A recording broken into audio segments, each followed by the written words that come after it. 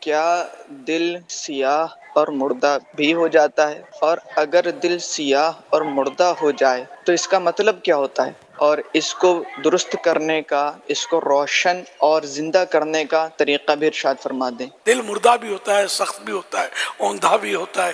یہ مختلف اس کے لیے الفاظ حدیثوں میں استعمال کیے گئے ہیں۔ جب بندہ گناہ کرتا ہے تو اس کے دل پر ایک سیاہ یعنی بلیک پوائنٹ بنتا ہے، سیاہ نقطہ، پھر وہ گناہ کرتا رہتا ہے، بلیک نقطہ جو ہے، بلیک پوائنٹ وہ پھیلتا رہتا ہے یہاں تک کہ اس کا دل سیاہ ہو جاتا ہے۔ اب اس کے معنی اگر مجموعی طور پر یا اگر عرض کروں، نصیحت بندے کے دل پر اثر نہیں کرتی، اس کو رقت نہیں آتی، جیسے دعا میں دل لرزتا ہے، کانپتا ہے، عبرت نہیں ہوتی، کوئی سے معاملات دیکھ کر، یہ حدیثیں سن کر، آیتیں سن کر، بیان سن کر اس کو خاص کچھ اثر نہیں پڑتا۔ بعضوں کے دل تو ایسے عجیب و غریب مطلب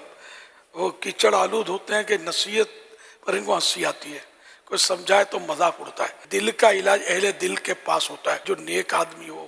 پرہیزگار ہو، واقعی سچا عاشق رسول، خوش عقیدہ سنی ہو، تمام صحابہ کرام کو مانتا ہو، ایک بھی صحابی پر تنقید نہیں، سب کے سب اہل بیت پر وہ آنکھیں بند رکھتا ہو، سب سے عقیدت رکھتا ہو،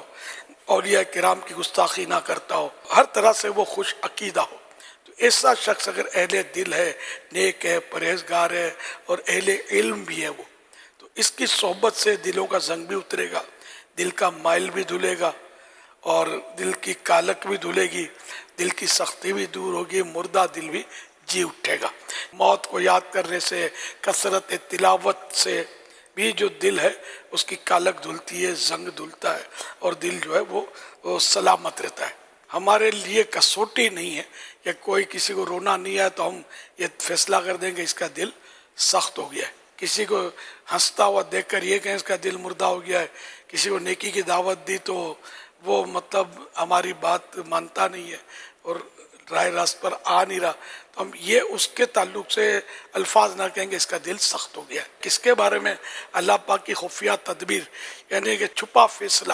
کیا ہے یہ کوئی نہیں جانتا۔ ہر فرد میں جو عرض کرو اپنے اوپر لے، اس کے بارے میں نہ سوچے، اس کے بارے میں نہ سوچے، اپنے کو دیکھ، کسی کو کیوں مطلب